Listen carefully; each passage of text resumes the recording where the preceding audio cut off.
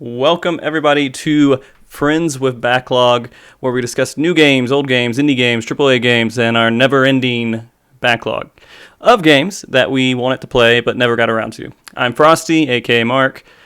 With me is Cammy, a.k.a. Nick, a.k.a. Key. I can do that. And Orpheon, a.k.a. Brian. So, what's up, guys? How you doing? Pretty good. Yeah? I'm trying to do the intro a little bit better. I've been kind of lazy with it the last couple of weeks. I love it. Yeah. You like it? Change it up every week. Just throw out. Just keep it fresh. Okay. Dynamic, changing. We don't work on it, so, you know. Yeah. Just bring. Okay, I gotcha. Just to let you know, you're like maybe 1/8 of your entire camera, Brian. Would you like me to be... I mean, if you'd like. I mean, I cropped it a certain way to like give you a little bit of room to work with, but I mean, I don't know if you're going to be doing like this and. I have a really tough time sitting still anyway, but I will do my best. It's just at this chair when I lean back, but... Okay. Hey, I'll do what I do. You simmer down. All right. I'm sorry, dude. No, I'm kidding. Hopefully, I think I'm going to turn my volume down. I think I'm a little bit louder than I should be, and I think you guys are. Actually, I don't think they heard anything you said at all. So try talking again. Well, I think my face percentage on my screen is as much as your screen right now. Okay. At least as I'm seeing it. So No, it's good. Then we're good. yeah. I mean, I think we're lined Yeah. up with the cameras. And Nick, I did take your suggestion, and I put our names off to the side, and just in case people want to know. Oh, yeah. Yeah. Okay. Yeah. So, pretty good. But that's all the improvements I made. I haven't really done too much else because I've been busy as shit. But I have been playing a lot of Ghost. I don't know if I'm on Act 2. I never said anything about So- that. Transition between Act 1 and Act 2 is not clean. Like between 2 and 3, it's hard cut. You know when one ends and one starts. But between 1 and 2, it Does it flows pop up like- on a screen Well, saying Act 2? It does- it there pops is up on the one screen. thing that you know you're in Act 2. Can you go to the middle section of the island? That's true. So I can go past where I was before to the north side. Like There's you 3 sections of the island. So the There's, island the is top, like if middle, you and zoom bottom. out, yeah, is it the 3 island is- sections? it's 3 Yeah. sections. Yeah. Okay, I'll let you know story-wise. Spoilers for anyone who cares about Ghosts of Tsushima for the next 30 seconds. Just whisper it. Just whisper it over. I freed my uncle. Oh, that's Mhm. either But I you're think- at. It might still be Act 1 though. Well, there's that weird part, right? You finish that dramatic moment, and then there's a little bit play, and then you think you're done. It opens it up, and then you like it's like you walk out, and then it's like boom, Act 2. Okay. Yeah. It says Act 2 on it. Yeah, It's yeah, just, yeah. I was expecting something dramatic and then Act 2, and that doesn't happen. And No, it's almost But like it there's like a does between tiny 2 and 3. epilogue to that Yeah. dramatic, and then it moves into the second. I'm right half. at the point where I have choices where I can go do stuff again, and I'm not really doing a linear thing. So Oh, yeah. I Act forget. There's a 2. section when Act 2 ends. It's the one time I thought it was odd at the time where you accept the because there's most of the time, right? You can just kind of do this and bounce. The game doesn't really care what you're doing, except when you're starting. And I guess at a final quest, and it'll say like, "Do you want to? Are you sure you want to do this? You're going to be doing this for a while." And you're like, "Okay," and then you do that, and you're like, "Oh, like that ends the act." Like it took me all the way to the act, but.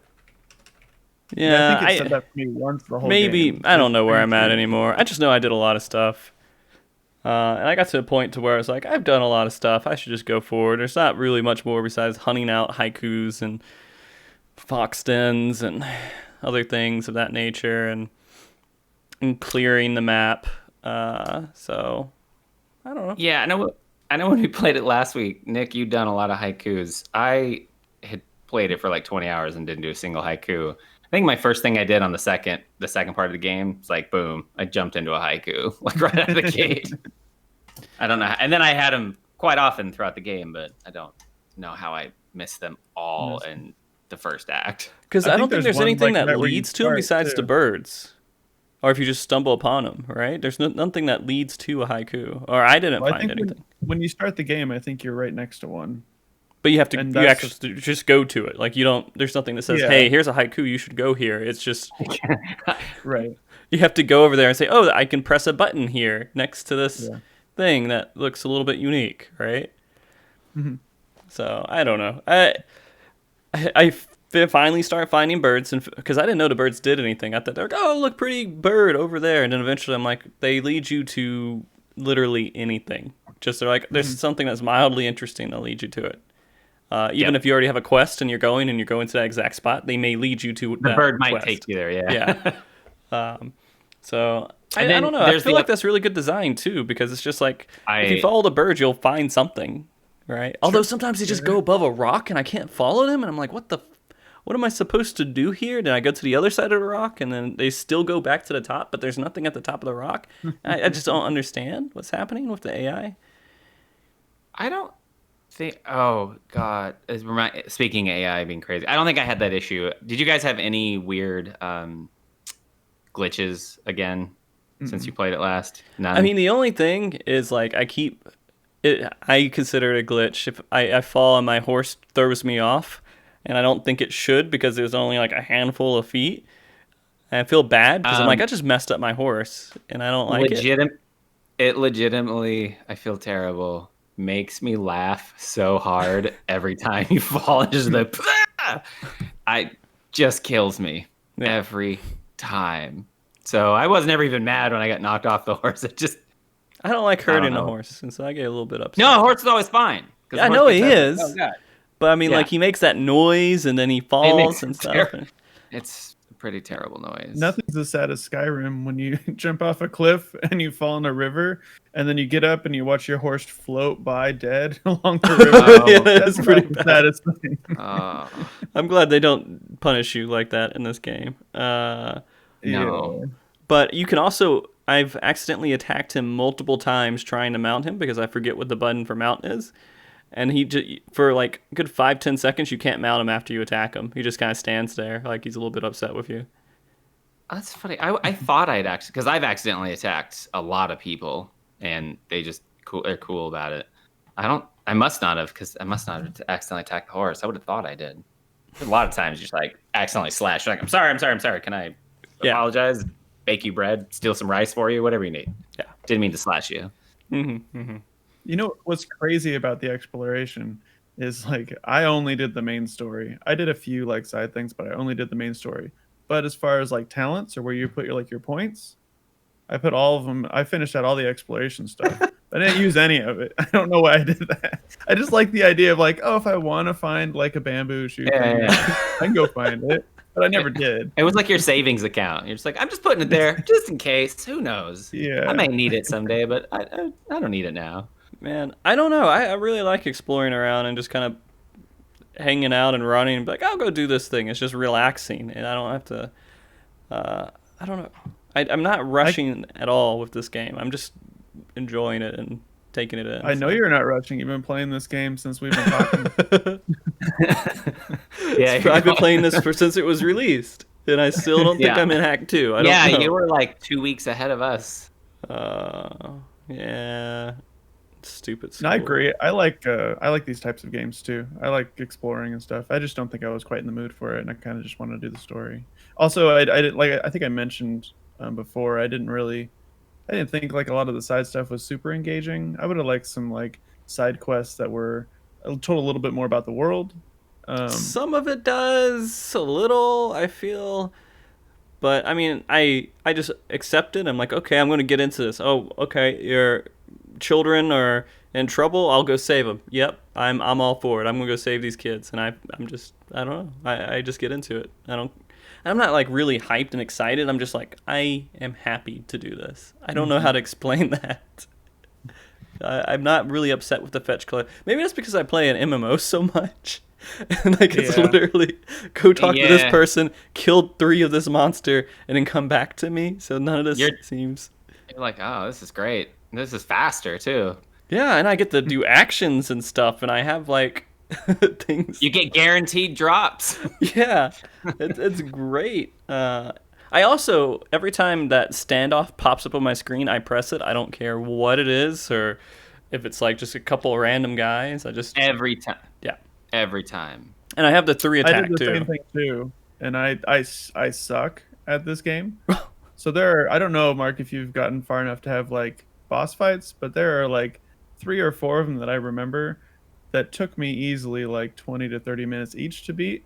I Okay. was talking to Brian offline, and he was like, "Oh yeah, I don't think I died a single time in any one of those." Yeah. No, Oh man, I'm so bad at this game. I died to 1, maybe 2 of those. Just trying to remember what the controls were. To be honest with you, sometimes I'm like, how do I do this exactly right? And then I remember I press this button to dodge, and that's it. And I usually just beat them by just attacking constantly. But I had mobs kill me a few times, but all of my deaths were mostly my inability to judge how high I could jump from the distance. that happened a lot. every once in a while, I get overwhelmed. I'm like, why is everything hitting me? They never normally hit me. I usually always dodge everything, and it just starts this like, I don't know, trend where they just beat the hell out of me, and I have to heal a lot. And I'm like, okay, I gotta be serious for a second, and I start taking it seriously and beat them. But I don't know. It's not. It's okay. You know what? This Yeah. isn't a puzzle game, so it's No. fine. It's not It's- Nick's realm. So It's not my realm. Okay. So Well, I have like Dark I was like- Souls and Sekiro on my backlog too. So good luck me. I don't know if that's gonna happen. I would do Sekiro to be honest with you first. Yeah. Dark Souls, I still haven't actually played through that too much. I need to, but I'm just gonna wait till they do the Dark Souls remaster for PS5. the Demon just gonna Souls, play that. aren't they doing Demon Souls for that one? Oh, I That's think the it is. first Yeah, one, Demon's right? Souls. Yeah. Yeah, Demon Souls is the very first one. That's the very first one. I'm just gonna wait and play that on PS5. I'm actually really looking forward to it, but I mean, They opened Summer Games Done Quick with Demon's Souls. yeah, I'm always saying it wrong. well, I mean, I remember my brother really loving it a lot, and he spent a lot of time drunk in my living room playing it. I don't know. That's just something I remember. In your room, so like My would living get room, the drunk- living room. Oh, I thought it was He your just room. comes Get drunk out, and brother's in my come room in. drunk again. Yeah. Doing his play thing. Demon's Souls. I mean, Yeah. he had this whole spurt of like depression where he was just kind of drinking a lot and playing video games and just his room was full of like beer cans. And it was when I don't know. He's one of those people who goes and he doesn't have anyone that depends on him. He contract works, makes a whole bunch of money programming, then takes 6 months off, goes hiking for 6 months, and then comes back and just I don't know. He's I in his forget own you little have a world. brother. Huh? I forget you have a brother. I have 2 brothers and 2 sisters. Yeah, see, I forget about all of them. I don't don't know think- anything I- about I- your siblings other than Michael, and I don't think that you have them. Oh no, your sister. I remember you talking about your sister a couple times, Brian. So. Yeah, I have an older brother and sister that live in Oregon, but they're 10 years older too, so it's a little bit like Nick, who I've known since we were 13. He still often forgets like I have a brother. I do. He doesn't come up a Well, lot this way. I mean, great, love him. He just never Yeah, he's a spends good much guy. time. Yeah. Oh, and I played he- poker with Nick's sister, so I know he has a sister. So, and he has a nephew. Yeah. He has a nephew, so of course he probably has a sister too. So Hey, guys can have nephews too. that's true. No, Like you're that. right. You're right. Yeah, Yeah. it works. Other than that- But I don't know. Ghost. I've been spending a lot of time on Ghost. I had to spend like 10, 20 hours, I think, on just Ghost. yeah, Between the show and the last show. that's and- a pretty good amount. Yeah. And I don't think I'm not sure if I just entered Act 2 or not, but I still enjoyed all my time, so I don't really care.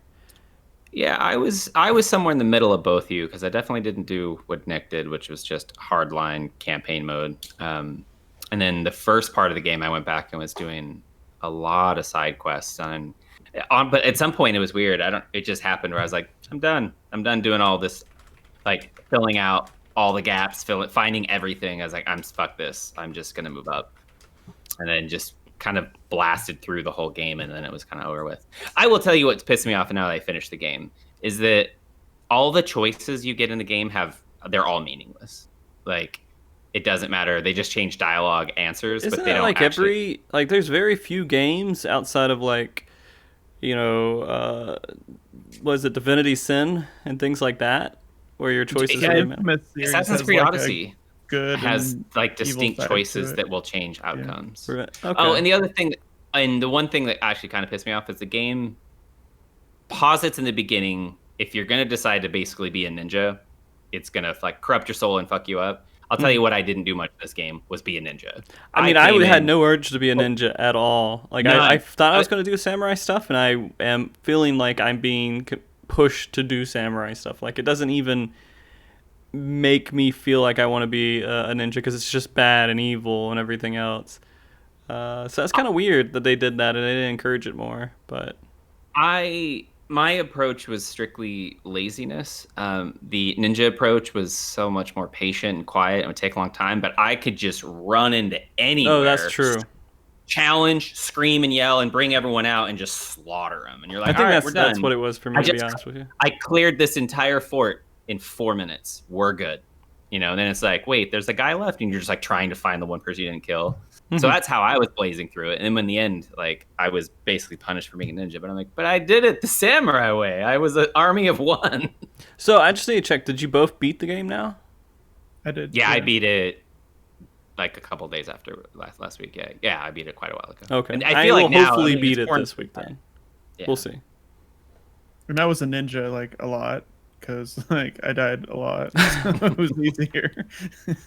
I thought you really wanted to do the samurai one. Oh, I did. It was hard. So Oh. then I just sneak and kill things. Okay. Easy. Well, I mean, I'll Nick? sometimes be in that situation where the assassinate button pops up, and I'm like, I could just press this and kill him, but I really just want to hit him a few times, and so I just attack him instead of assassinate him. Did you get the armor? I know, Nick, I don't think you did. The Gosaka armor, the one that after you like go and save all the farmsteads, you save like 6 or 10 farmsteads. I don't remember, but you can then unlock a secret armor, special armor, and that armor actually specifically targets resolve.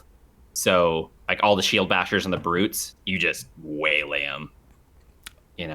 I do the what's that I use secret sword move or whatever? That's the fast sword move, and burn through resolve a lot. I forget, it's like the lightning mythic attack or whatever. Oh yeah. I'm like, oh, I'm in trouble. Let me just press it, and I get out of everything and kill Yeah. everyone around me. So I think we need to discuss something. yeah. I thought you only use resolve to heal yourself.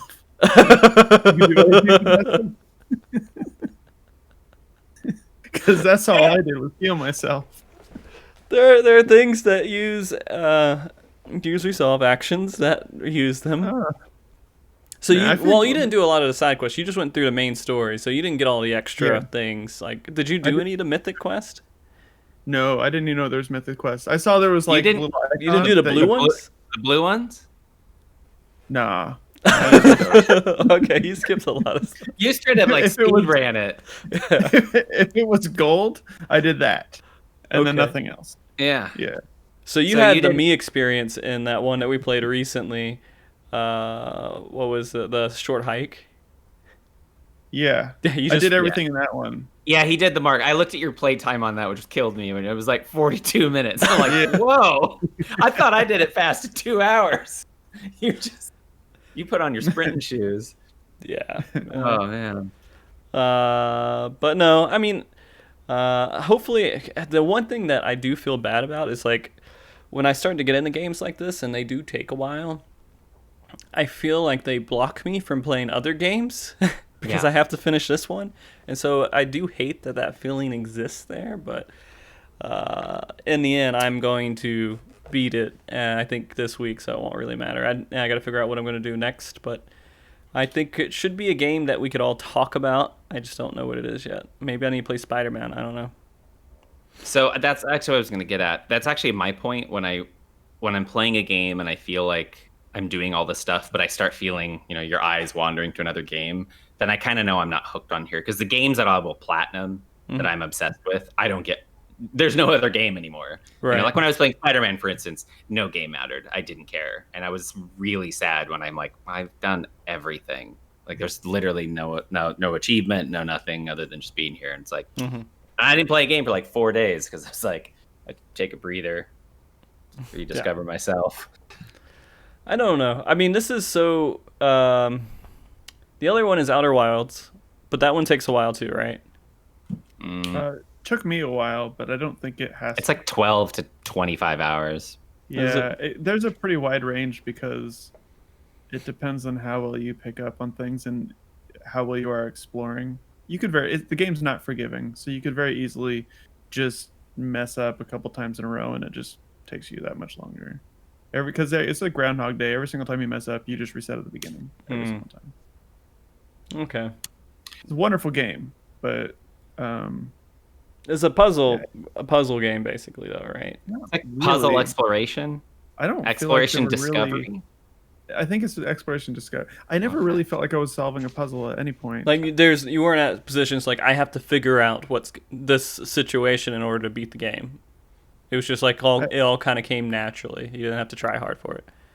There were situations where I'm like, I have to get to this place and I can see it. I don't know how to do it, and then I just went off exploring and eventually found a way to get there. Okay. But I don't really remember any instances that remind me of like I don't know, Talos or Portal or Witness or anything where I'm like, I'm doing a puzzle and I'm stuck on this particular puzzle. Sorry, I'm watching GDQ off on the side too. I just saw this weird I don't think I've ever seen Sonic Heroes before.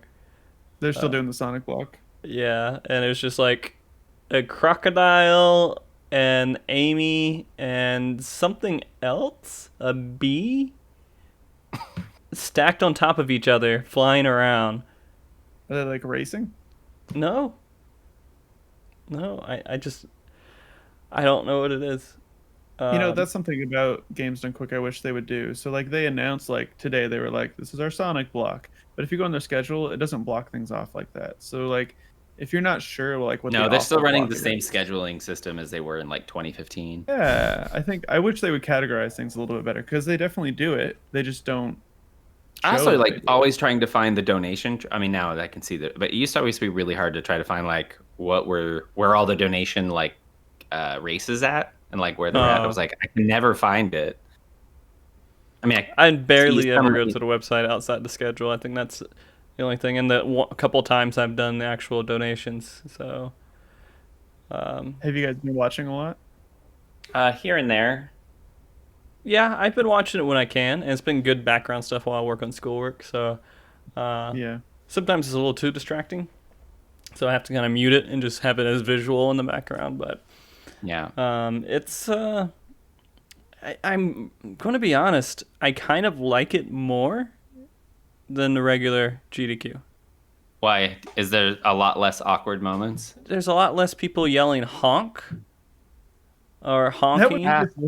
That was just for good. But so in place of honk, they have haikus because of Ghosts of Tsushima. So they but it's not people in the background screaming things and like it just isn't. You don't have a crowd of like cringe in the background just repeating the same thing over and over and over again and just like some of that because I mean like I like the Untitled Goose came out and they had the honk thing because it was like just for that. Games done quick, and it was kind of showcasing like the fan favorite game at the time. It was absolutely, but they really overdid it for me. I mean, I'm just a snooty piece of shit. I think that's all it is. But like it was hard for me to keep enjoying it because it just reminded me of I don't know if you've ever had like friends or people that you used to hang out with and you just be talking and they're always talking in like memes and these things that it gets kind of old and annoying after a while and you just want to have a real conversation. It just reminded me of that a lot. So Yeah, I actually am somewhere in the middle. I like it. I like the way that like the evolution of GDQ memes from 5 years ago is like 20 years of normal culture. But I also the memification of communication becomes really fucking annoying. yeah, But it's also right. There's a lot of people who are interacting in a way that aren't generally good communicators, and they're so excited. It's like why I love Comic Con. I mean, we've been going to Comic Con since we were 20. And I love all the awkward because you see people who are genuinely in an environment that aren't as accepted as normal, and they're not normally used to it really expressing themselves. I Being like like that. I'm free, I do. and you just see the kids be so awkward, and you're like, I love it. Yeah, I like it. These are my people.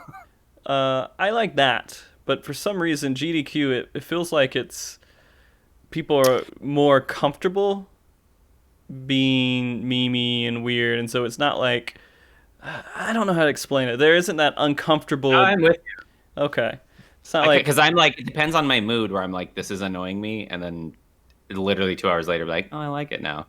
I don't know. I will say I do legitimately the people who try to be on camera, like the dancing guy. If you ask me every hour, 9 of those hours, I will tell you it fucking annoys me, and then the 1 hour, I'll be like, yeah, it's cute, it's a thing, it's a GDQ Right. thing.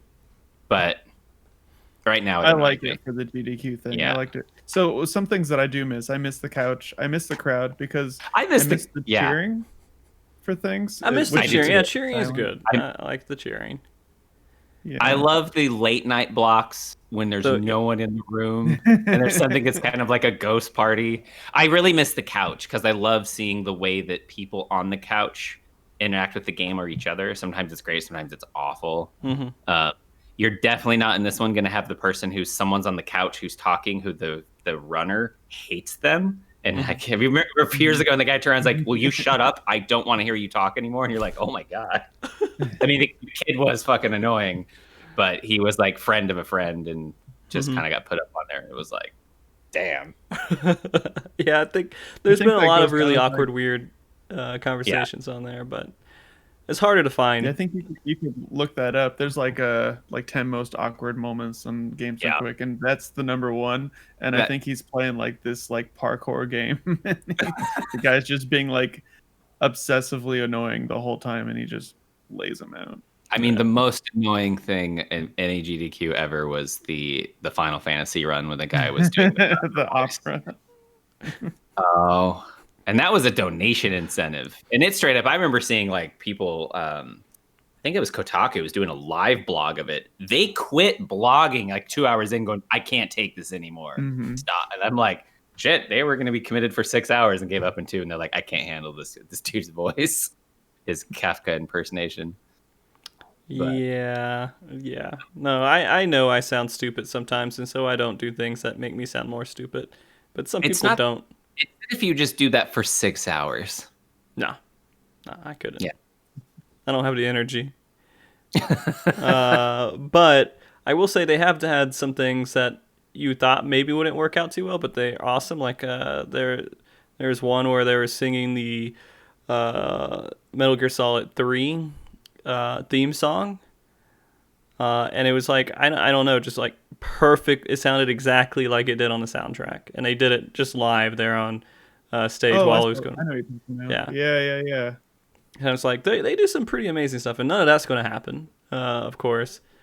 But at the same time, maybe this is just good. It's a nice break from, the little things that used to annoy me so much that were growing exponentially with every GDQ. So it's a nice little rest. I know there's not as many people watching this one as there normally is. Really? I don't think so. I think they usually are always over 100, aren't they? I think you're right. I think they usually are around 100. Yeah. But I mean, definitely like more towards later in the week. What are they at right now? 65. Oh, that does feel low. That feels like 10 a.m. Yeah. Versus. But I mean, they're still doing pretty good, and overall, the production and the transition and going remote it seems like it's been doing really well for them. I haven't seen any dildos in the background or anything. People are like they have good cameras set up, they're not always good cameras, and sometimes they don't have cameras, but they don't have the stuff that you think you would catch. Well, that's actually Well, remember, I think my argument before is like I thought of any event that had to transition to do this community was probably ahead of literally like the NBA or anyone. Right. You have like most of these people are still already streamers, so they already understand how to handle their own tech. You have people who are handling the front ends. They can just start bouncing it back and forth. They're already used to doing it. I'm like, I think this might be more successful than most. It's like why I'm always curious about people's like rooms when they're streaming, which is like, we go to Twitch, you can check stuff out, but like there's something about this. I'm like, okay, did they move that? Did they change They have this? to intentionally make it like, I'm sure they've reviewed all the cameras, and I bet every single person had to say, all right, let me see what your camera is before you actually use your camera and go live. And so they had to like say, okay, this person is okay to do camera. But did you see it? There was I think it was a year ago. There was a streamer that was a disaster, and it just didn't work. I don't remember what game it was, but it went bad. It went really bad. And the GDQ people came out with, it was on Reddit, and they came out with a statement saying, okay, so here's why we ended up getting this person. Here's what we normally, right? People are properly vetted. People already know who you are. Like there's usually all the vetting process. And then this person got slotted in because the game, like I think the person was supposed to run it fell out. And there's, all these like random things happened. They're like, hey, we'll just kind of run with it, and they ended up being bad. And I think it are you was talking also about someone that was on their own camera, or someone that was No, it was live, like how the person who ended up streaming live ended up going really bad, and then I think they were pretty racist. It was just like a lot of like, holy crap. Like there was just a lot of stuff, and they're like, well, we didn't properly vet this. Or no, historically, they're like, no, that's why everyone. Well, and you have the streamers who say that. Like I always love it when they come in, they're like, hey, just let everyone know I'm not the best person in the world at this game. It's like there's these 4 other people, but they don't really. Sorry. You said racist, and then he got upset. I was gonna say, do they find another scorpion? Yeah, no. That would be our thing we ordered from Amazon. We're getting a NAS set up so we can put all of our puppy pictures on it and stuff. So. You're getting a NAS for your puppy pictures? Yeah. Okay, how many photos of your puppies do you have? We just want something that's backed up and that we wouldn't lose ever, and we don't want to put it all in the cloud. So we're just gonna put it in this thing. So. Hey, you messed up all the cameras. You just like, he was so offended. He's so offended that I have such a mild use for it. I want a backup of storage. So Snarders was asking what a NAS was. NAS is a what is it? What does it stand for again? It's network area storage. Yeah, network area storage. You typically use it for media stuff. Like I run a NAS for all of my stuff, but I have like 40 terabytes worth of stuff. So yeah. And I think for pictures, 4 terabytes. That's adorable. That would be like a cup. Let's fuck it. Let's give you a terabyte of data for. There's a lot. We have a lot. I mean, and also like wedding photos. We just figured it'd be a good place to just start pushing photos towards and things that we just have. Well, yeah. No, I'm just giving you crap. I mean, I have an entire system. Actually, you can almost see it. It's sort of like my cold storage that I boot up once a month. Push everything over. I need to back it up and then turn it off. Yeah, it's just cold storage, but it's just an OS that I just copied. I'm not running a NAS on it, but okay. Yeah, because I don't want to access it all the time. Like I have backups on. So I have primary documents that run automatically on Sunday that are cloud based. That if I get hit by a meteor, those will be fine, even though I'll be gone and it won't matter anyway. And then I have that cold storage that I push stuff over. That's more like things that you could lose. You won't be the end of the world, but it'd be sad, But my proper NAS, it's running all of my media. That's the one that That's what most people use. They use it for like pushing out media to everyone in the world. Yeah. Not me. Puppy pictures. I have everything on my iMac that's about 6 or 7 years old and has trouble running this operating system. That's where I keep all my stuff. So eventually that's going to die. Yeah. Just to let you know. And so the point of a NAS, why it's supposed to be special, is because you can put multiple hard drives usually in them. and you can set up rage. You can do that for a regular computer, but this, just dedicate. Do you know you can do that with a regular computer? You Having can. an entire second backup thing, and you have to manage. Yeah. Yeah, I mean, well. as someone who's finishing his degree on Friday, I say it's great because it's a lot of practice. You'll run into a lot of stupid problems With NAS? that, yeah, Okay. you can potentially run it. Well, maybe if you're doing the out of box stuff and you're fine, but once you start tinkering, you can start running into some. And depending on how your storage, complexity man. of your home network. You say that now, and then you'll get notions, and then things will change. Right. We'll see. I'll mess with it a little bit tonight, but yeah. Basically, it's meant, and maybe Nick knows this, and I'm just being an idiot by telling him. It's you have two hard drives that are constantly mirroring each other, so if one fails, you have it on the other one. So not like my iMac situation. No, not at all. No. Okay. And I think that was our concern, was that like we have all this stuff, but we haven't really ever organized it or done anything with it, and this is an easy solution. Let's just go ahead and do it and knock it out. But anyways, completely off topic. Just the dog wanted to let us all know what was happening downstairs. Yeah. Well, transitioning perfectly back to summer games done quick. I actually really did. You watch any of the interviews? I watched a couple. So I liked how they did the artwork for the interviews. That were like whoever was playing like the Sonic.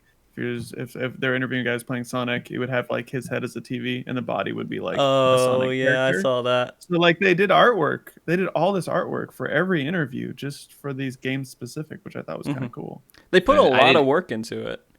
Yeah. You can tell that like, I don't know. It doesn't feel like there's the issues you thought there would be. There's a couple of awkward moments where they're like sitting there and they're like they don't know they're live and they're just waiting. And they're like, oh, and then, they kind of snap into it. But I think overall, I mean, this is, Brian, you said that this was going to be something that they would be able to do easily because this is the perfect environment to do it in. And I mean, they did it. So I think so far, already midway through the event, they've been knocking it out of the park. But you still have the awkward stuff too. Like you have the Scent coming up with his awkward things and trying to be kind of funny. Yeah. What do you think's most awkward, Nick? Scent. He's by far the most awkward person there. Yeah. I like him, but man, that dude tries real hard to make a laugh. He does. He does. And I don't want to criticize him too much because I know it's a bit probably an exaggeration of his personality and everything else. And so there are horrible things I could say, but I wouldn't say because I understand what's going on with it. Well, and I think take him away from the event, and I would feel like there's something missing. Like I like you don't have the cringy. Yeah. Wait, when's Scent coming up? Well, he's all the awards. He's the awards guy, the guy who presents all the. Oh. Yeah. Okay. Yeah. Yeah. But I mean, it's really cool to see that like all these people who are doing the interviews, all these people. I mean, not all the people that used to be there are there, but there are a lot of people that have just been doing it for years, and they just haven't really changed it out. It's just the same people doing the interviews, the same people kind of. And they've gotten better. Hosting. That's another thing. They've gotten a lot better, which is great. Which I will say what though, happens. I mean, you just do it a lot, and then you get better. So I think it was Sunday night. I actually was having a tough time. I forgot about this. I forget what was being run, but and it was a game I wasn't super. What was it? I don't remember what it was. But the way that I couldn't tell if it was the couch or the voice commentator. They were.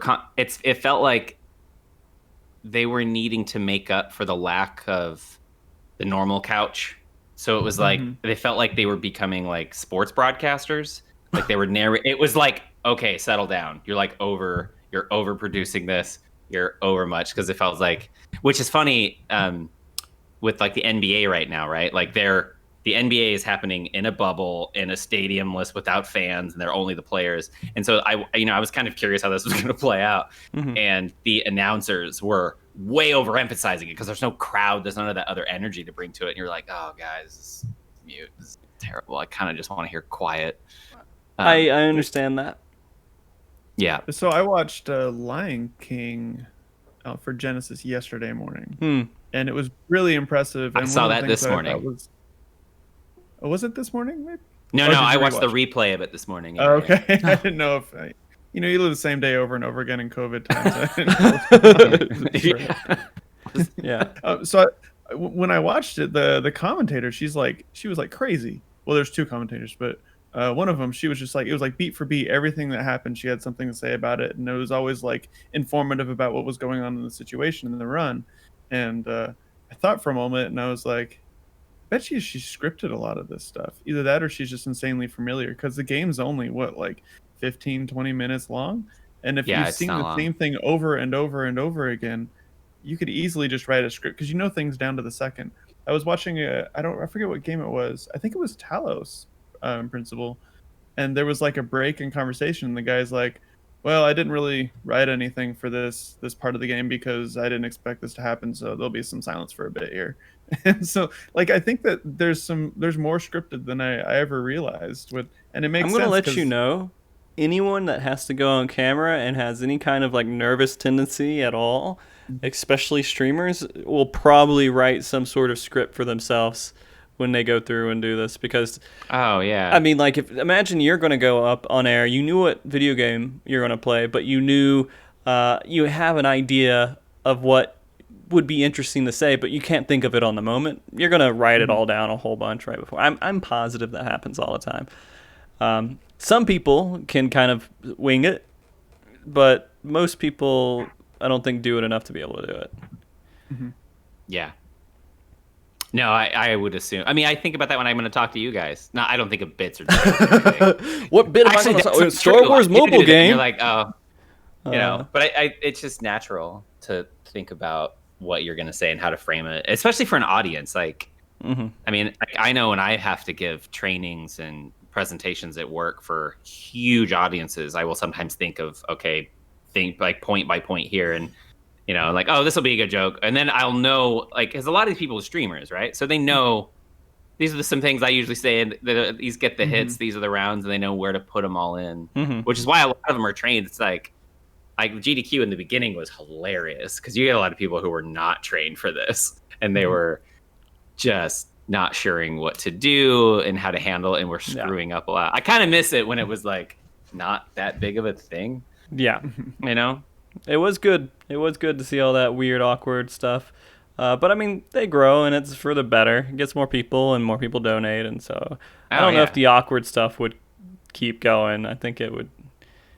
The audience the community would fall off. has a built-in, like, I think if they got rid of all the awkwardness, there's always going to be 25%. Like, it's like there's just no way.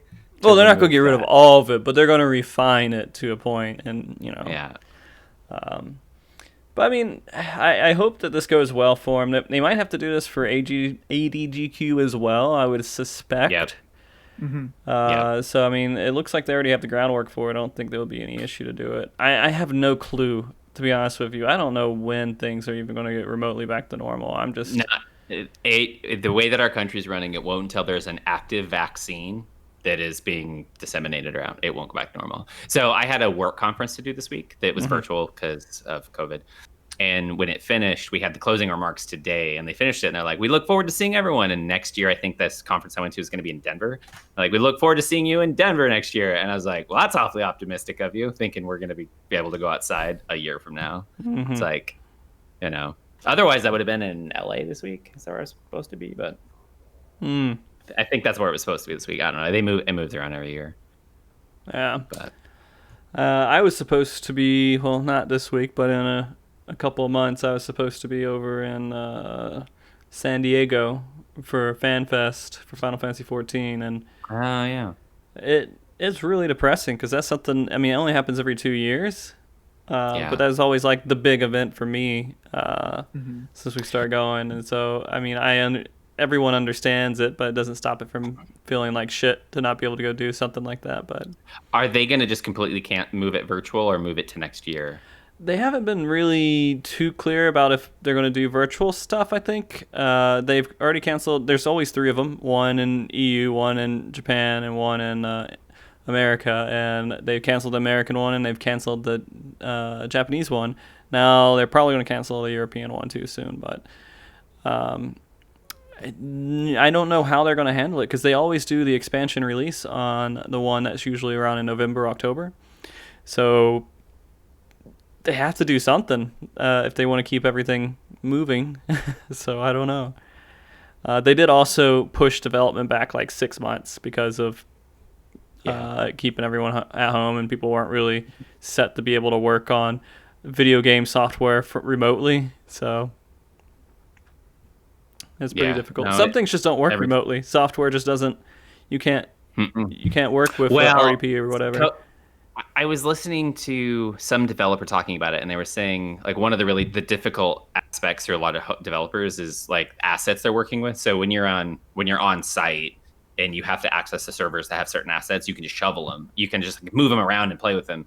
But when you're working remotely, to like shovel terabytes of assets like out between houses, you can do it. It just takes a lot longer. And I forget, some studio, they were doing something like that where they were just shipping huge hard drives to people's houses, being like, here's all the assets. When you're done, ship it back, because that will actually be faster than, well, which is why my forensic job, I could technically have done a lot of my work at my home, but it would have taken 2 weeks instead of me flying to Charlotte, going to some fucking server room and plugging in and just getting it all. Like, I could get it really quickly, in 2 days as opposed to 2 weeks, which, but I mean, and the amount of assets they're dealing with on their projects, I could only imagine how big all that actually is, and how many moving parts. Like, ugh. It's like the more I learn about how video games are made, I'm shocked anyone ever gets made. It's like they all feel like miracles when you find out. And then it makes you appreciate the 1-2 person studios making video games and stuff, and just throwing all they should be the ones who are actually running our government. It's like, oh, you figured this out, you should be making decisions on how to run the actual government. Oh, jeez. I mean, I don't know. At some point, we're gonna probably. I don't know. Maybe I need to move to Canada or something. Just like, it's getting tough. It's getting tough for me. I mean, getting on more like a less video game level, I guess more. Every time I go outside and I see other people, and I get angry now. It's really hard for me not to get angry because I see people with all these like, I don't know, truck flags and stickers supporting like Trump and all these things. Political, going a little political, but and then I see the people, I talk to them at work, and they're all like really, really conservative and just so outdated. And then all the people who are just like, I don't give a fuck about other people. And you just see it so much more than you used to. Like, I didn't see this like at all, but now I see it everywhere. No, it's everywhere now. And it's rough, man. Yeah. It really is rough. If I didn't have like my internet support group of people who I don't think are insane, then at least not insane in the wrong way. Well, and that's like, it's like not even trying to be hyperbolic about it, but like what's going to happen post this election? It's like that thing. We think it's bad now. Mm-hmm. When technically there are consequences, right? Yeah. Next time there aren't. I don't know. It's unfortunate. I mean, the thing I'm so pissed, I was thinking about this with Arizona, is just like we can't, like our country can't get rid of this fucking disease because people just don't care. It's not even that they just don't care. It's that they're literally just going into these crazy internet cult ideas of insane things now. And just they are in these fantasy worlds that's just so far from fucking reality. You can't control it. You can't do anything because it's just outrageous. You have this really, right? Because, I mean, conspiracy groups and fringe thinking that's been around forever, right? But now you have the internet that can kind of bring those little pieces of like fire closer together, and now you have it at the top of the power structure, which is big enough to just that big fan, and you're like, oh god, and it just blows it all apart, And sorry to talk a little bit about that. I know we're more about video games and everything, but it's something that's like it's on my mind. I'm sure it's on a lot of people's minds, and it's like... Well, and that's one reason why I've actually turned to video games pretty closely this year compared to most years, is I'm so tired of paying attention to the outside world, because it's just like... It's straight up that meme where you're like, well, everything's fine. Everything's fine. Yeah, I mean, that's what it does. It feels like that meme is... Because you're just like, yep, I mean, remember we thought that was funny in 2018. It felt Yeah. like it, and you're like, fuck, we didn't know. Yeah. I mean, I still to this day, when I keep thinking the Australian fires were in January, to me that felt like that was a decade ago. Yeah. Yeah. Man, speaking about COVID-19, did you see the mask on Fangamer that Games Done Quick is doing? What? You can buy a mask. I Just did. trying to. Although I did look at the t-shirts. Did you get it? You of course you. I got a t-shirt. t-shirt. Yeah, I haven't. I I looked at want to buy. anything with that. I feel like a jerk. I didn't wear a Games on Quick shirt, and I have like 6 of them. Oh, I didn't Did either you- actually. No, Mark? No, I have a I'm Twitch wearing- shirt on, but Oh. I'm wearing a Lane shirt. Ain't nobody seen Lane before. Actually, I'm wearing a Final Fantasy VII shirt, so that's pretty good. That's pretty good. That's pretty good. so that at least counts. Yeah, I do like Yeah. how the mask stuff is kind of being incorporated wherever. Okay, it's just going to be part of what life is. I mean, the one positive thing is that it'll fuck with facial recognition a little bit, but I mean, other than that, it's just it's Yeah. a little bit crazy. Down with Big Brother. Yeah, That's get down, acceptable. get out of here, big brother. Yeah. But man, video games have been absolutely like one of those things that has helped keep me a little bit more sane, I guess. Too, like you were saying, Brian. It's just Yeah. it's sad that we have to get these distractions to get rid of all these like. I was watching. Did you guys ever watch that? I can't remember what the fuck that movie was called. It was a time machine movie. And Go there's on. plenty of them. Yeah, I know. I'm just narrowing it down a little. Okay, bit. hold on. We'll narrow it. Was there a hot tub? No, Okay. no hot Was tub. there a DeLorean? No, Was there a cop who could it was a little bit less known. Was there a kickboxer who could do the splits? No, Okay. it was Wait, a time machine where Snipe? I think Time Cop? Van Damme's Time Cop? Oh, I thought you. Oh, I thought you were talking. Was there a Demolition Man. robot that went back in all right, time? motherfuckers. Hold Yeah. on. I We're really just hope narrowing it down. I I'm hope trying it's to the time remember what it machine. Hold up. Was it a British BBC show in a police box? No, no. Okay. It was a kind of serious one. It was like he was in maybe it was early 1900s, but in the end he ended up in the future where there was like really primitive people that were like A drilling kid through. in King Arthur's court. No, No, Jesus Christ! Oh no! You're thinking of the H.G. Wells story. It's oh god. Is it It's called a just The travel. Time Machine? Travel. Yeah.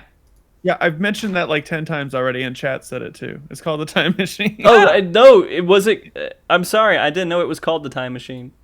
I thought you were just saying a time machine, like you you were, I you were didn't still know it like was- triaging I didn't everything. know it was the name of the Nick's over here movie. quietly. I just knew it was the Nick's over here concept. quietly.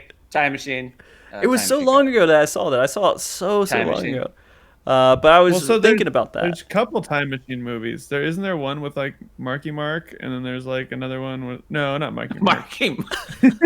And the Funky There's, Bunch. there's yeah. like an older one from like the 90s or something like that, and then there's like a newer one. The one from the 90s is the one I think I watched. Okay. And there's just the crazy primitive people who were like drilling through holes, and then there was the slightly more intelligent, like weaker people that were kind of hiding, and that was like way in the future. And it feels kind of like it's going in that direction too. Yeah. Just a really aggressive, like primitive, crazy people versus the people who are, using their brains in some way or fashion. I hate to So- reduce it to that, but it just like Well, seems. The time machine essentially is like is essentially a parable of like the proletariat versus the bourgeois, right? Because that's what it's separated out. So what you're saying is, which actually, if you look at like the 1% wealth, right? So like, if you pay attention to the stocks right now, stock market's doing great, and they're like, oh, then the economy's be fine, but the economy's falling apart. But the stock market is almost exclusively owned by the 1%. So they're doing great, and they're the ones investing in it that are continuing to do great, while the rest of our economy completely is falling apart. So, yeah. Mm-hmm. So no, your time machine parable, it's like actually it is like that. Except the thing is, we feel like we're the ones. You think up we're the top crazy that- primitive people? No. We're being sunk with Oh. those other proletariats. Okay. Yeah. Yeah. I don't know. It just reminded me that there's so many movies and stuff that's out there that is so crazy to see, and you're like, well, I can compare what life's looking like it's going towards versus what these movies have already illustrated for us, and it's sad. And we always go back to like I think Idiocracy, that Yeah. movie, and it was a really good one. And I would be okay with that future in comparison to what I think that we're going towards. To be honest with you, I'd be okay with the Gatorade like watering crops over whatever else we're going towards. I don't know. Well, right. My problem with like the future we seem to be going into is like, it's like the stupidity I can somewhat handle. It's the way that it's coupled with the hate. It's like the hate Yeah. that I can't. That makes it so challenging. Which is that other thing we talk about, right? Like we weren't that far from dealing with a lot of incredibly brutally like problematic areas in our society that weren't that long before we were born. But because it happened before we were born, it feels like they happened with King Arthur times. Right. And I think like progress and equity and equality is something you have to constantly fight, and the moment you stop paying attention to it, like hate and all that other bullshit just naturally starts happening. Yeah. I don't know. Ugh. But That's to get gross. back to the video games part, We that's when should. we realized We should. no, but to go back like that quarantine with dealing with, I mean, my God, every time I check the news every day, I'm like, and I have a degree in political science, so theoretically this would be like stuff I'm like, I just don't want to pay attention anymore. But we were talking, which is before we started meeting up every Wednesday. It was like I just got to that thing. I'd get off work and I'm like, I don't want to do anything. Like I don't want to read. I don't watch TV, and I have access to everything, and I just don't want to do anything. Which obviously we love games, but I'm like, I need to just keep playing games because it's the only thing that I can actively focus on and not just feel lethargic and just like the world's on complete fire. And if it is on fire, I can at least find some Solace. some bit of sanity. Like it's like you're drowning. You're like, I just need a little bit, a little bit of breath. Yeah, no, I gotcha. I mean, and I would say comparatively, my situation is incredible. Like I have a wonderful house and I have great It's like if it's a prison, it's the best damn prison in the world, but I mean, like I can see that too, but I mean, I can also see the issues with that. I mean, you don't have any animals with you though. You don't have like no, because of my traveling. So I realized this, Nick. Outside of when I had to go to Oregon for that thing, this is the least I've traveled since I was in high school. So we're looking at like 20 plus years. This is the least I've traveled. Yeah. So I mean, it's definitely different. We're all experiencing it kind of in a different way, but in different environments. But so let's say this: since we've been meeting up, has it been like better in some way of like, hey, I have something to do, and then we can start talking about it? You have somewhat of a goal of playing video games in some way. 100%. Yeah. Okay. Everything. Well, and I think I was talking about this with Nick, but I think we've reached that point because we've been in quarantine for 5 months now. That the first month is the absolute hardest, except for the hardcore like introverts who are just like really happy the whole world has to be inside. Right. But even introverts are like, I need a little bit. But you reach that first month of pain, and then there's that second, third, fourth month of just adjustment, right? As humans, we're really good at adjusting to really shitty things. And we kind of become tolerable. But now we're in that fourth and that like third phase where we're starting to figure out this is our new life, and how do we find meaning and joy and pain? And you're like, okay, this is, I'm like, I think this is where we're in that new phase of this is how life is. How can I make this meaningful and, get some joy out of it? Yeah. So, I mean, and that's kind of how this whole thing started up too. It's just we couldn't really have that interaction anymore, and I miss it. I miss, even if it wasn't like all the time, I miss having the opportunity to just like, oh, let's all just go hang out. Or I miss going and seeing Final Fantasy 15 movies, in a small theater in downtown somewhere. Yeah, that was great. I miss going out for random bubble tea. Like, oh yeah, that was good. I can't have it anymore until I feel safe with everything. It's sad. No. I feel fine. I wasn't a part of any of that, so I'm like exactly. Yeah, right you weren't part of our friendship at all, Nick. Yeah, you were literally always busy, whatever that birthdays. means. I have a birthday this week. Yeah, it's like, it's always birthdays because you were invited to everything. Because you're too popular with everyone else. No, we're you putting got this like 20 relatives that like live in the same city. Everybody has a birthday like every weekend. That's insane. It's ridiculous. Yeah. It's like I love my family, but I'm so happy. I love that I'm also like in a different state. Like I do I'm too. such I do I'm too. I'm such an asshole, but it's like I love them. I really do, and I love visiting. That's why I try to visit every like 3 months. I try to I always don't love go visit it. visiting. I mean, I like going and saying, "Hey, hello," just a little bit of catching up. But I'm done after like an hour, man. All right, it turns out I actually really like my family. I Oh, just okay. don't want to be there all the time. Oh, I gotcha. I gotcha.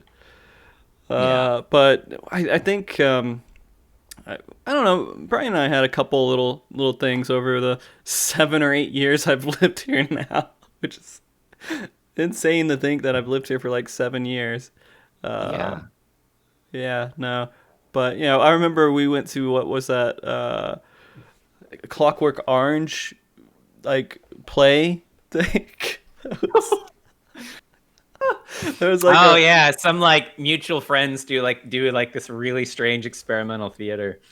And I was like, "Hey, you want to go see a show that will make no sense? I don't even know what the fuck it is. We'll just go." And you're like, "Sure." And it was like in a ghetto warehouse district of South Phoenix, where you have to park and you wait up, and you're like, "Oh, I'm gonna get hit up for money by some random person." Which, of course, by like bums, not like just like normal peddlers. You're like, right, yeah, you're straight up like homeless. yeah. Really, which is funny. If you go to that area now, totally different. It's all Is it? completely transformed. Yeah, they've it's all the hipsters moved in, and then they rebuilt Okay. like the southern stuff. So it's pretty well. Some of it's cool, some of it's not. But Yeah. I just it's remember not going nearly there. as dangerous as when we went. You're like, Yeah. I'm not even a kind of person who's generally scared when I'm in places, and this was. So I wasn't going to use the term gentrification because it's not gentrified as much, but it's close. Gentrification. The idea. Yeah. It's basically, yeah. Yeah. But I remember we go in there, and there's almost more people in the play itself than was watching. Like it was just like a couple, like a chairs, like 20 chairs maybe out, and they weren't all full. And there was like little giveaways, and we didn't win them. And I'm like, who else is fucking going against us?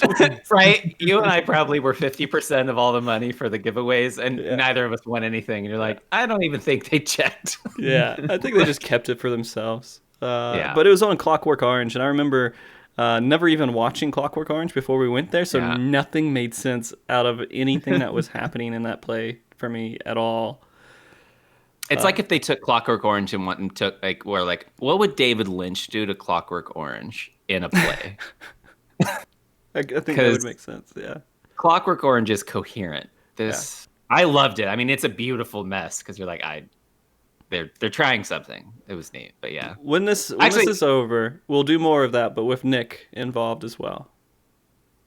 And then we'll have reviews, shows reviewing. I have birthdays to go to. I can't. He can't. I don't care. Well, Nick, why don't you just do what your parents do now to those birthdays? They show up for 1 hour and leave. No, they're doing monthly birthdays now. Well, now they're doing nothing. But before COVID, they were starting to do monthly birthdays, so they just lump everybody up into one weekend, which is helpful. Oh, by the way, Sint is on GDQ right now, and he's doing his thing. He's holding up perlers and. I kind of felt like an old lady in a cooking show. I was almost like, oh, bless his heart. Yeah, he's doing his best. My favorite thing is how he always looks to the side. Like I don't know if there's a camera or like a screen over there so he could see how he looks, and he's just constantly you'll see his eyes dart over. It's where his script's at. Maybe that is where his script is. Yeah. Or something. I don't know, but. It's great, man. I love how like his whole room is like this same orange tone. Yeah, it was strange. Intentional. It looks like something from the 70s or something like that. You can see all the light coming off of the photo lights he has over in the sign. Maybe it's just like a heat lamp. It kind of looks like maybe it's the light from a heat lamp that's just at the. I do like the Christmas lights that they have in the fireplace. In the fireplace? Like, I actually think that's a pretty neat touch. I just realized he's in pajamas. Yeah. Wait, Homie D Clown is an actual... Oh, it's from In Living Color. That's where Homie D Clown's from. Oh, is it? I know they're playing that in the Awful Block. You never seen Homie D Clown? No. Oh, you need to look up some in living color clips. Yeah. Yeah, The he pickle? whacks people with his His sock. pickle. You know, it's No, funny. that's the homeless dude. I have seen some living color stuff. I think that was like a little bit before my time, just a little bit, like not too far back, but just enough to where I didn't really get to watch it too much. But it's funny to see how different things are than how they are now versus what they were able to do before. It's completely different how our mindsets about how we treat things and say certain things and You mean you're surprised how racist and homophobic they were? yeah, I didn't think it was that back It's then. like, I thought we whoa, were just yeah. oh, this is funny jokes. Yeah. And you're like, oh, this Yeah. is pretty bad. I mean, even stuff that was made like a couple of years ago is like not passing the Me Too issues and things like that. Yeah, Like we've really evolved over the never last changed. like half a decade. It's crazy. Yeah.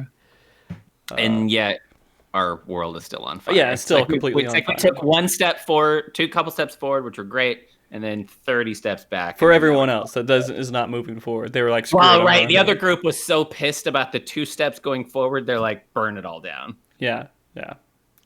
Ugh. Oh. Why does So do see? I don't understand the bits where he has to get like a shark or like a weird stuffed animal or something, and just Talk for him. He had a puppet Actually, for a while. the way he's looking off at the screen is almost like someone has a gun, where they're like, you like he's a hostage. I He would has love to keep know what's checking. on the He's side of the like, screen. it's like you call your parents and let them know you're fine. Everything is perfectly normal. And he's like, everything's going. That's so sad. Anyways, I mean GDQ again. I guess we could wrap that little conversation up a little bit. It's just Well, is there anything left that you're kind of curious about? with Like GD I was curious. Yeah. like with like GDQ in anyone. general, or you mean games that are coming up, or what? No, GDQ games. I'm not really sure if there's anything that GDQ has turned into something that I just have in the background. It's nothing that I ever really like. Oh, I need to make a point, which sucks because there are some times where I'm like, hey, there's the horror block when that comes up. I would love to be able to watch through all that stuff, but then it's like, oh, it goes into 2, 3 a.m., 4 a.m. I gotta go to sleep. Then I have to go back and watch the VODs, and I'm like, Because they don't want to scare people at 2 PM, man. I guess so. I mean, there's a lot of people Although- in Europe that watch this, so it's. I So will you're not gonna say watch the 7 remake that's at tomorrow 9 PM? I won't make it, but I want to see the Baldur's Gate run tomorrow. Yeah. No, I haven't It's actually like played Resident Evil 38 3 it's Remake, and I 38. want to play that. So I don't know if I should watch that one, actually. I've decided if any game I haven't played that I want to, I won't watch a speedrun of it. Okay, Like, you might absolutely want to. By the way, that makes me think a little bit about our list and everything. Nick, have you narrowed down a list of games that you are going to play soon, or do you still just have a massive Scrooge McDuck coin pile of video games? You just it's gonna He's just in here swimming in his backlog. swim in. Why would I get rid of it when it makes me beautiful? I haven't really narrowed anything down, to be honest, but I have been playing some games lately. So I completed Superliminal, and I finally played Portal, and I completed Portal. Okay, and so I'm almost done with Portal 2 right now. I do want to talk about Portal a little bit, and maybe a little bit of Portal 2. But Brian, I don't think you've played it at all. I don't know if you're gonna.